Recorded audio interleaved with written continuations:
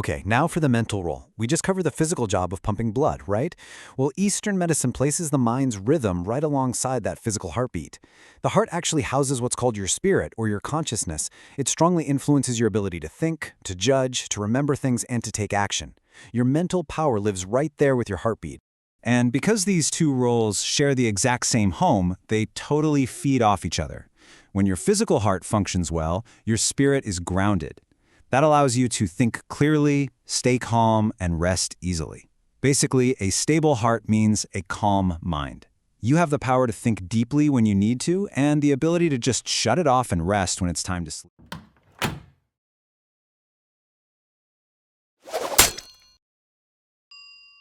I worked as a banker for 30 years, but now I work as an acupuncturist. Hey everyone, and welcome to today's Explainer. We're jumping right into a medical concept today that might just completely flip how you think about your own body and mind. We are exploring the heart in Eastern medicine. It's this incredibly unique way of looking at health where the physical and the mental are just completely, deeply connected. If you've ever felt a really strong emotion right in the center of your chest, well, this is going to make a whole lot of sense. So think about this for a second. Where do your thoughts actually live? If I asked you where your thoughts, your memories, and your decisions come from, you'd probably point straight to your head, right? In the West, the brain gets all the credit for our mental life. But what if that's only half the story? Today, we're going to challenge that assumption. We'll see how Eastern medicine shifts that focus lower down, right into your chest. Here is our roadmap for today. 1. The Eastern heart. 2. The physical blood pump. 3. The center of the mind. 4. When things go wrong. And 5. Healing body and mind. Let's get into it. Part 1. The Eastern Heart. In this ancient medical tradition, the heart is definitely not just a simple muscle. It is a dual system. It manages the very real physical job of moving your blood, but at the exact same time, it serves as the central command for your mind and your emotions. You literally cannot separate the physical action of the heart from your emotional state. They act as one. Moving to Part 2. The physical blood pump.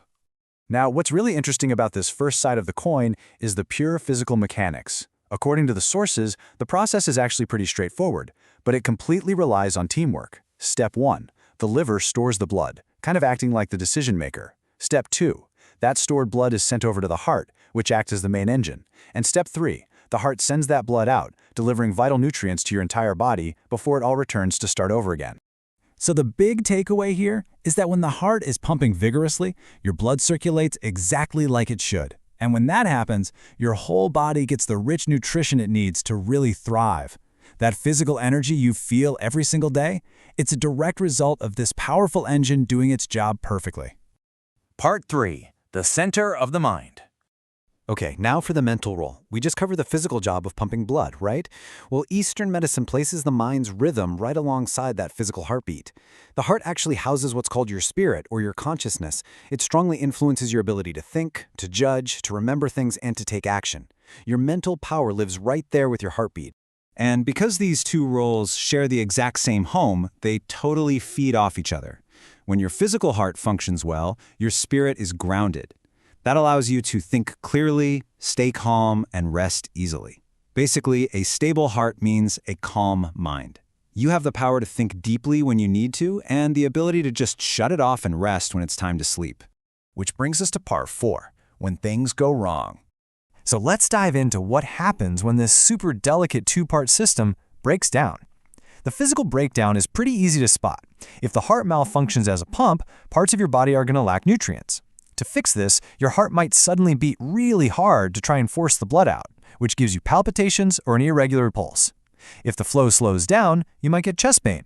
And because poor circulation affects the surface, you'll often see visible distress, like a really pale face or even purple lips. But remember, the heart houses the mind, too.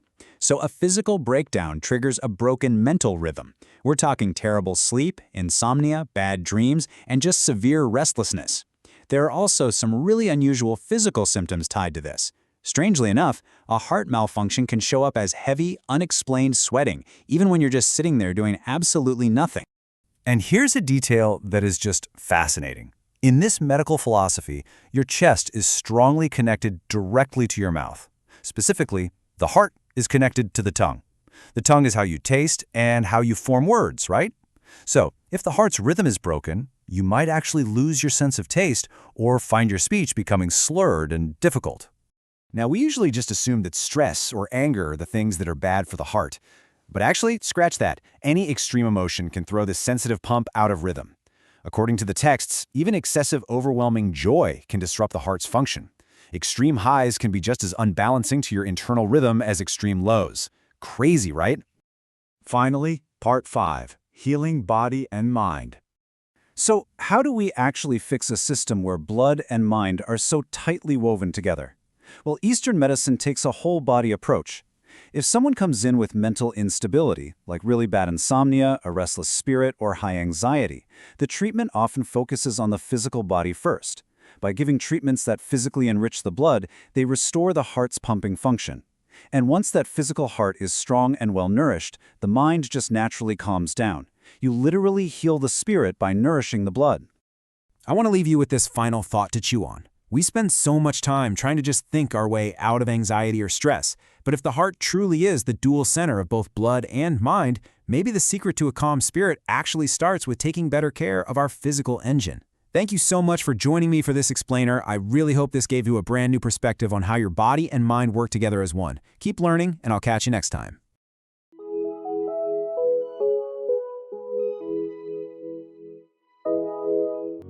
I worked as a banker for 30